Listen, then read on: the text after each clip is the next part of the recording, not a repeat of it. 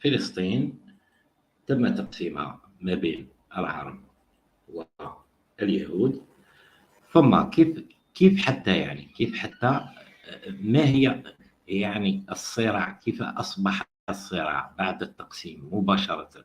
هل بعد التقسيم مباشرة الصراع كان إسرائيلي فلسطيني؟ هل كان صهيوني فلسطيني بعد بداية الصراع مباشرة؟ لا، بعد التقسيم مباشرة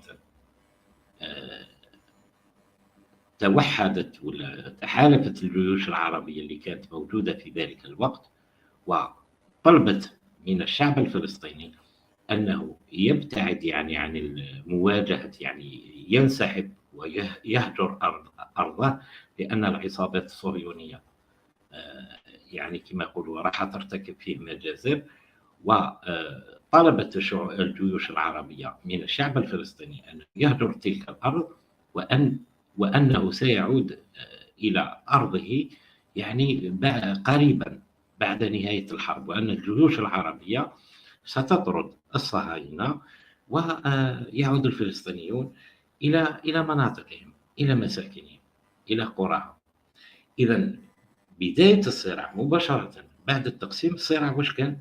كان عربي إسرائيلي، ما كانش فلسطيني إسرائيلي، كان عربي إسرائيلي مباشرة بعد التقسيم.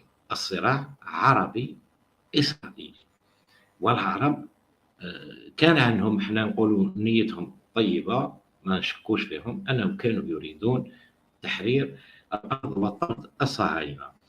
إذا مع بداية الصراع في 1948 واش كان عندنا؟ كان عندنا خطاب ولا نداء من الجيوش العربية إلى الشعب الفلسطيني أنه يبتعد، يعني يترك لهم الفرصة لمواجهة الصهاينة. يعني كانوا يقولوا للفلسطينيين انتظروا، الجيوش العربية ستتكفل بمواجهة الصهاينة. هذه في سنة 1948.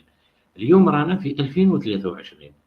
ما هي الفكرة اليوم التي يبعث بها العرب، تبعث بها دولنا كلها إلى الفلسطينيين؟ ما هي الفكرة؟ ما هو النداء اليوم بعدما كان في 1948 لا تقلقوا يا فلسطينيين، ابتعدوا واتركونا يعني وانتظروا، الجيوش العربية ستواجه الصهاينة وستحرر فلسطين. اليوم الخطاب يعني بعد 1948، 50 سنة، 55 سنة، بعد 75 سنة، الخطاب تغير. الآن راهم يقولوا انتظروا المجتمع الدولي، انتظروا المجتمع الدولي سيواجه الصهيونية، انتظروا مجلس الأمن، انتظروا تحالفات الدولية، انتظروا الغرب، سنضغط على الغرب لأن له مصالح معنا، والغرب سيواجه الصهيونية. انتبهوا مليح، بعد 75 سنة ملي كان النداء انتظروا العرب وانتظروا الجيوش العربية ستحرر فلسطين، ستواجه الصهيونية، انتظروا التحالفات الدولية وانتظروا الغرب، سنضغط عليه بمصالحنا وسيرى أن مصلحته هي مع الدول العربية. انتظروا الغرب هو الذي أسس الكيان الصهيوني، انتظروا هو الذي سيتكفل بالكيان الصهيوني. انتبهوا مليح المستوى والراه بعد 75 سنة.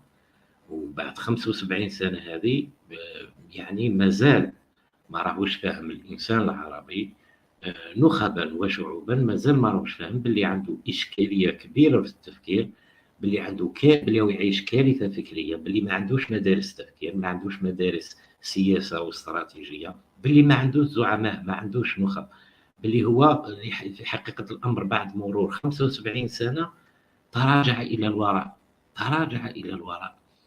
إذا بعد 48 بعد التقسيم